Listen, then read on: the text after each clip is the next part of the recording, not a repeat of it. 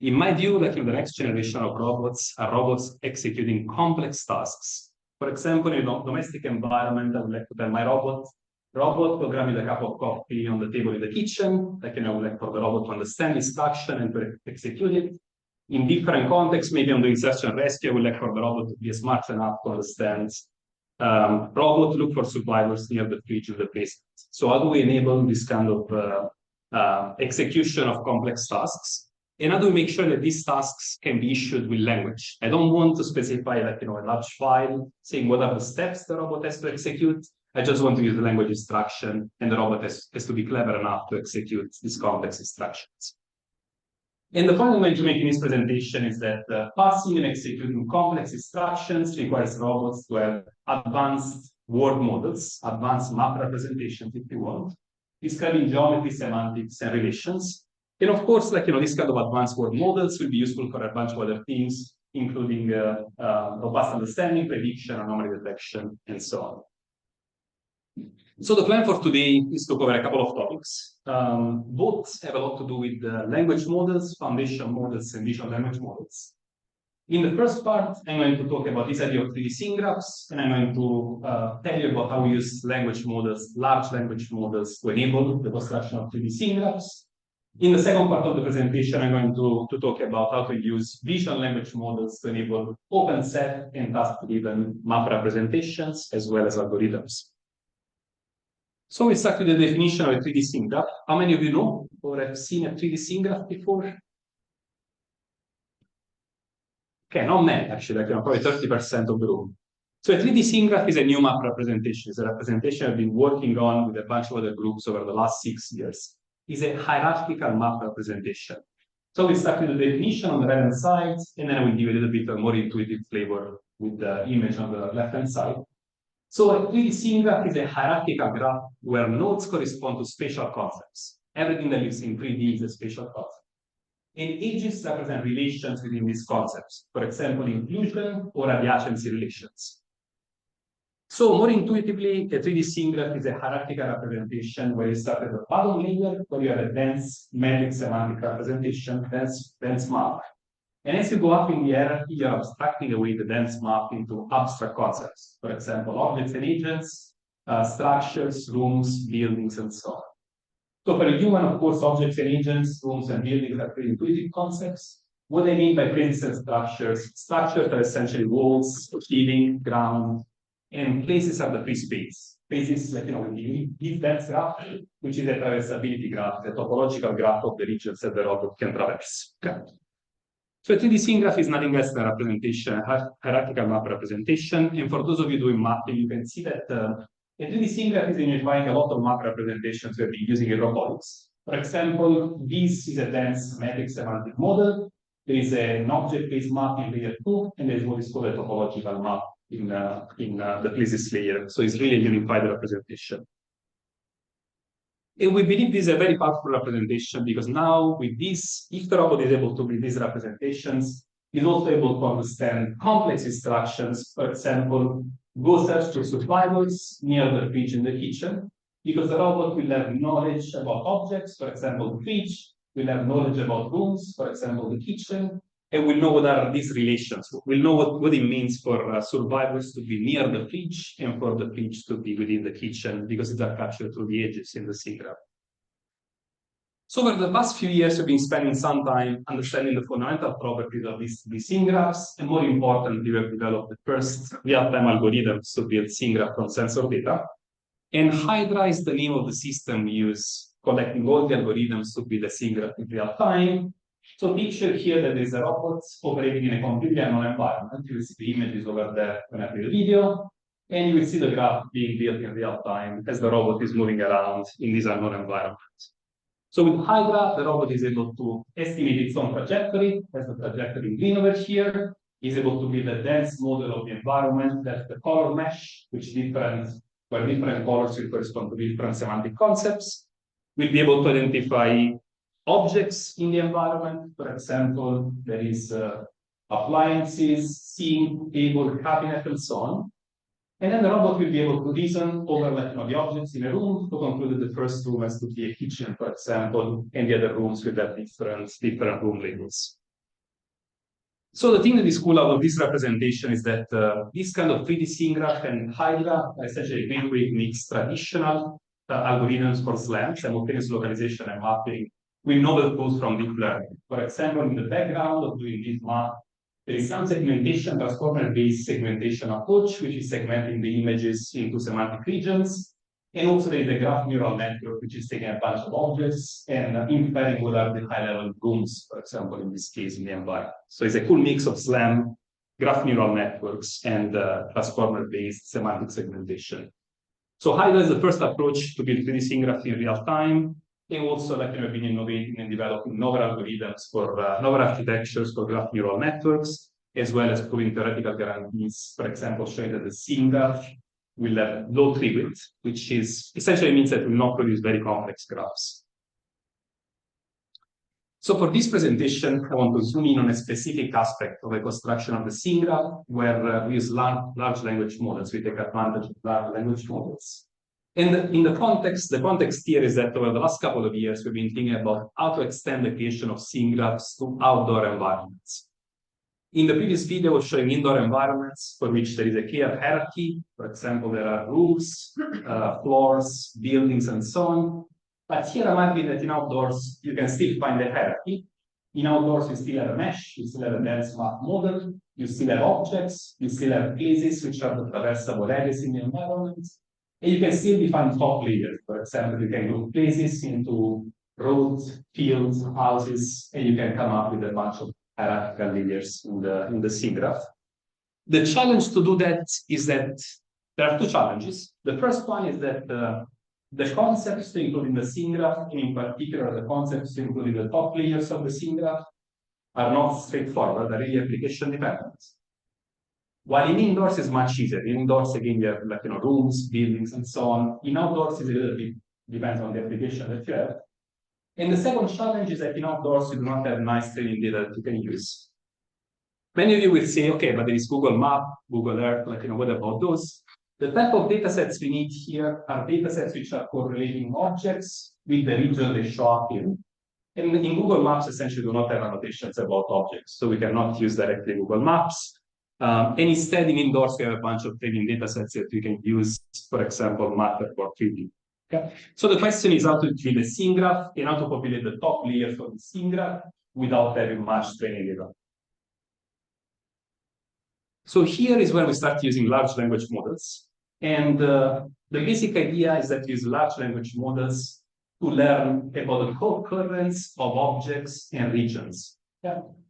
So what we do is to build a spatial, what is called a spatial ontology. Spatial ontology is nothing scary, it's just a graph where the bottom part of the graph are essentially objects. And the top part of the graphs are the regions these objects show up in. And then we build the edges in this graph, which are capturing the fact that, for example, a bed is likely to show up in a bedroom, and a chair is likely to show up both in a bedroom and a kitchen. The way we do that, traditionally, ontologies are built by a human, by manually defining these edges. The twist here is that we use a large language model to populate this ontology for us. So we query, for example, ChatGPT or the like, seeing which type of objects are most likely to distinguish, a kitchen from a bedroom, for example. And from the answer of the LLM, we populate the edges in this ontology. So again, the ontology is just modeling the fact that certain objects are more likely to show up in certain regions. Now, we would like to use this ontology to learn and to train essentially a network which is inferring the regions from the objects that we observe. And the way we do that is by using another tool from neurosymbolic learning, which is called the logic tensor network. Logic tensor network is nothing scary, it's just a neural network with a different loss function, which is with a specific choice of loss function. And in particular, a logic tensor network will train the weights theta of your neural network in a way to maximize the satisfaction of some logical predicates. What are these logical predicates I'm talking about? Are essentially the edges in the ontology. The edges are saying that rocks must show up in fields. You can think about these as a logical statement, and you can model the satisfaction of that logical statement in the loss function of the neural network that you train. In other words, you train a neural network to maximize the satisfaction of the ontology, to be consistent with the knowledge which is encoded in the ontology. So we're using these ideas to build scene graphs in outdoor data sets. In this case, this is an experiment on real robots. You can see the camera stream over here on the left, semantic segmentation of the objects on the bottom here. And then again, we use this logic tensor network to infer the top layers of the scene graph. For example, we infer that the walkway, the off-road area in the scene graph. And this is how it looks like in real time. So the robot is driving around, is detecting a bunch of objects, for example, keys, boxes, chairs, and so on. Is reconstructing this nice mesh. And then it's using this logic tensor network to infer that, if there are a bunch of keys, maybe there is a road, we can divide the environment into different regions that we're going to see in a second, but essentially the regions would say something like, road, off-road, and so on. We've been testing these ideas in many different data sets. Okay. So in the paper, we have experiments on Kitty. On the slide, I'm showing other two experiments at West Point, which is a military facility, as well as more of a seaside environment. And in terms of quantitative results, I'm showing in the table the percentage of regions that we classify correctly. Ideally, we like for these numbers to be close to 100%. And I'm comparing a bunch of baselines. The simplest one is the cross-entropy. That's kind of just supervised learning with cross-entropy loss. And I'm comparing that against our approach, which is SAT. SAT is in satisfaction, because the loss is enforcing some satisfaction of my predicates, of my logical rules. And on the columns, I'm showing what happens if I use 100% of the training data that I'm given, or I use a fraction of the training data. So I use less and less data as I'm to the right in the table. And the result is that our approach, if you're using all the data, is already doing much better than the cross-entropy. But if I use less and less data, the proposed approach remains at a performance level which is still decent, while the cross-entropy is converging essentially to random chance. Okay, so it's going down in terms of performance. We've been testing these ideas in very large-scale data sets, very large-scale real-world problems. In this case, is another demonstration at West Point in which we have a spot driving around and building a 3D scene graph of these outdoor environments over a large area. And you can see that the spot is built in a mesh, is detecting objects, which are these boxes in the middle, and then is inferring these high-level regions of the scene graph. And all of this happens in real time. Okay.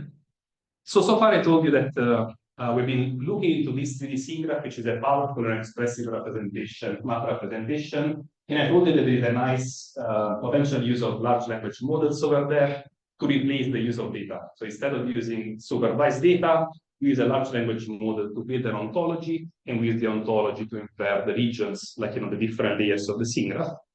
Next, I want to tell you about how to extend this idea of 3D scene graph to open set semantics and to class-driven representations.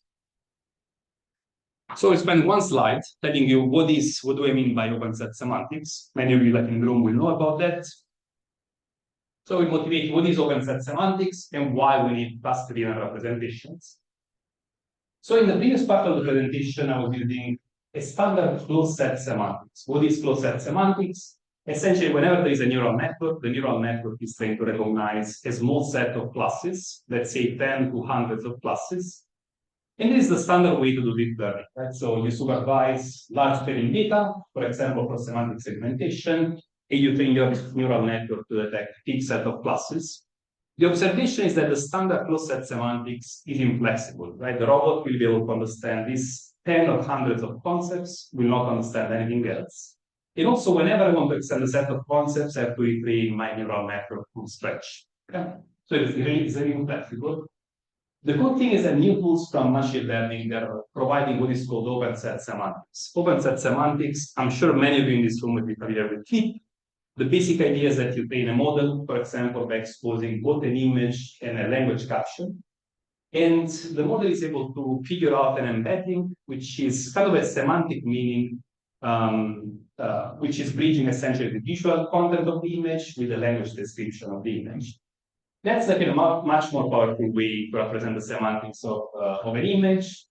And the downside is that it's potentially expensive to store. So if you want to store the semantics right now, like, point clouds, early works such as concept fusion, they're storing like, a clip vector for each point in the point cloud. And that is not really like, scalable to large environments. So this is where the idea of task-driven mapping comes into play.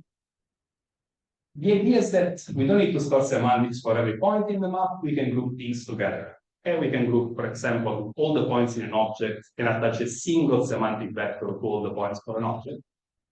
The question is, how do we group things together? For example, in this scene, should I group the entire bookcase as a single object? Should I group a pile of books as a single object or a single book as a single object? It's unclear how to group things. Similarly, if I have, for example, this picture, maybe if the task is to get a silverware, it's okay if I group together the fork and the knife. But if the task is to cut a stick, maybe I want to distinguish the knife from the fork. So what I'm saying is that the way you group things in practice is really task dependent. Depending on the task, you will group things differently.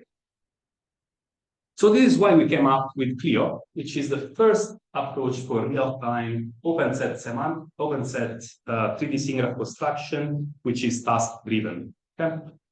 I will start by explaining the figure on the right, and then we'll go together and read the part of the left. So you have to think that Clio is taking a bunch of sensor data, like for example, RGB images, but it's also taking a list of tasks that the robot cares about. These tasks can be get the green book, monitor the workspace, all the tasks that the robot has to execute. And what Clio will produce is that we'll compress the sensor data in a way to extract objects which are relevant to complete the tasks. And as a result, we produce a scene graph out of it. Okay? So all the objects in the scene graph will be just enough to satisfy the task or to complete the task that I specified. So let's start to understand how this works.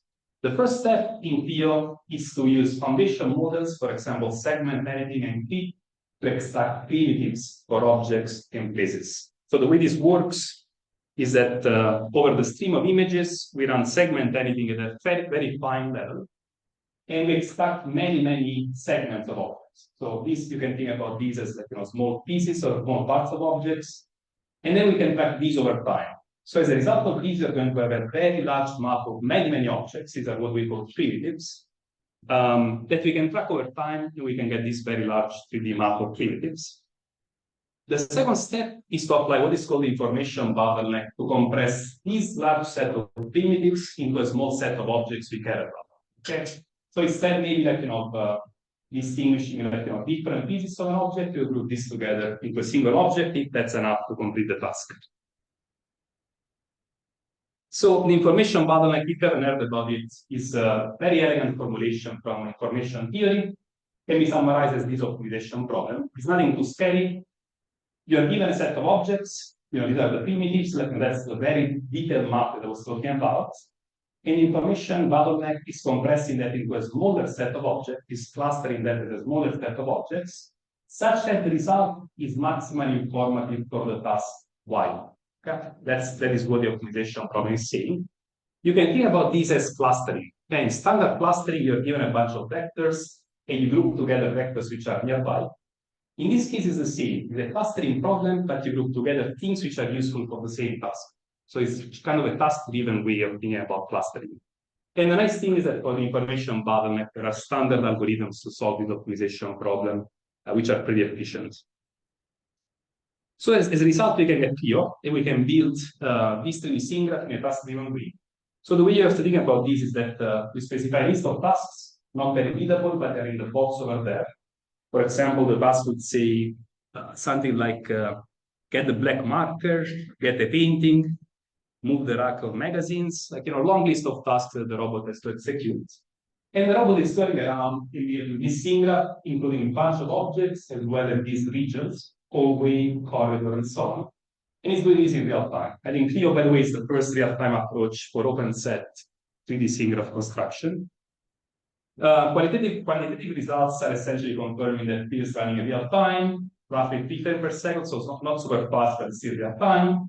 And also, because Clio is distilling just a small set of objects that you care about to complete the task, you largely reduce the number of objects in the map. For example, Clio will get maps in this case of 92 objects, while approaches in which you extract all the potential objects produced by segment editing will have an order of magnitude more objects. So in other words, the approach is able to just focus on the objects which are relevant for the task, and this also increases the precision of the approach with respect to the baselines. And we use Clio also for pick and place tasks, for example, on the spot robot, where we are using the spot to pick up objects, to provide language instruction and pick up objects and drop them off somewhere else. So I'm running out of time, so we conclude. The point of this presentation is that we've been working on 3D SIGGRAPH representations, and we believe these are pretty, expressive and actionable representations for the next generation of robotics, of robots. We propose Hydra, which is a system to build in real time with 3D SIGGRAPH representations. And then next week, we extend SLAM towards modern tools from deep learning, including graph neural networks and foundation models. And more recently, we've been thinking about how to make these map representations staff-driven. And in particular, with Clio, we provided a real-time algorithm to build maps in a staff-driven way, using an elegant formulation from information theory, which is called the information bottleneck. And with this, I will just thank you for your attention and thank you, sponsor.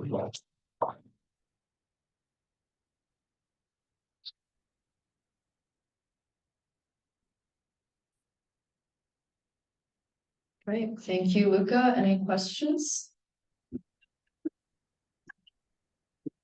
Thank you for the talk. I'm curious about do you have any guarantees on task completion given like the information bottleneck?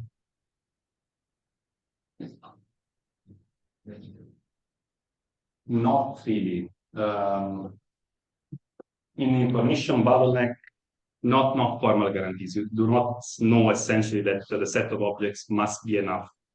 What happens in the information bottleneck is that there is a beta. Beta is telling you how much you want to compress. So if you select the beta to be too small or too large, you may compress too much and lose information. So you still have to fill the beta to make sure that you retain enough objects. Could you have a constraint optimization problem or the constraint in task completion? Yeah, this can be seen as the Lagrangian. If you're familiar with optimization, it's the Lagrangian of like a constraint optimization problem. So you can have tensor things become a little bit harder to solve, but you could have that. Thank you.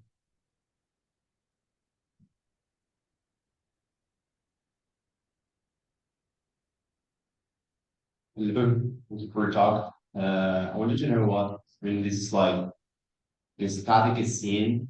What happens if we introduce like a human there? So now you need to look for the after the human has. So now the human is moving around, so the scene becomes way more dynamic. How would be handled? Yeah, in the original version of the SIGGRAPH work, actually we have humans walking around. You can see like the silhouettes of humans moving around. We dropped that like in the more recent work, but we are trying to get it back. So the first point I want to make is that this representation, since they break down scene into constituencies, break down like the scene into objects and agents, it's actually pretty good when like dynamic aspects. And if you're curious about the way we are dynamic aspects, you can look at Kronos, which is an extension of this work to more dynamic environments, which is something we presented at RSS like a few months ago, but it's definitely possible to do that. The type of reasoning that you suggest in terms of humans bringing objects and so on, they're not there yet. It's very cool. The closest that we have is that using SIGGRAPHs, we have just an accepted paper of Val, which is thinking about human motion prediction using SIGGRAPHs. For example, SIGGRAPH will contain a lot of semantics. It would be a great representation if you want to reason about goals of the humans. So we show that we can use actual SIGGRAPH to predict human motion, but we do not have sophisticated interaction with objects yet. Great question. Thank you. In the first part, you talked about scaling into output scenario using Autonomy. How do you scale up the OpenSet to the output scenarios where you don't have a fixed environment like the testing? Yeah, we're working on that right now. So there is a huge opportunity using OpenSet because it turns out that think for indoor environment for a second.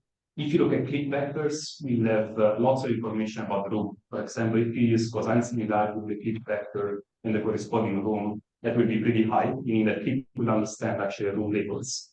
Now we're thinking about how to include OpenSet can use both open sets detections as well as the ontology to come up with better predictions, because I see them as being very complementary. So the open set detections will kind of be like a data-driven detection of, for example, the region you're in.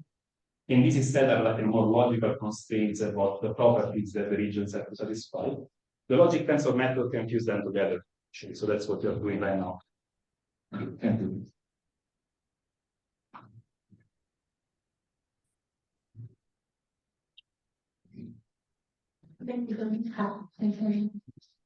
So thanks again. Thanks, everyone.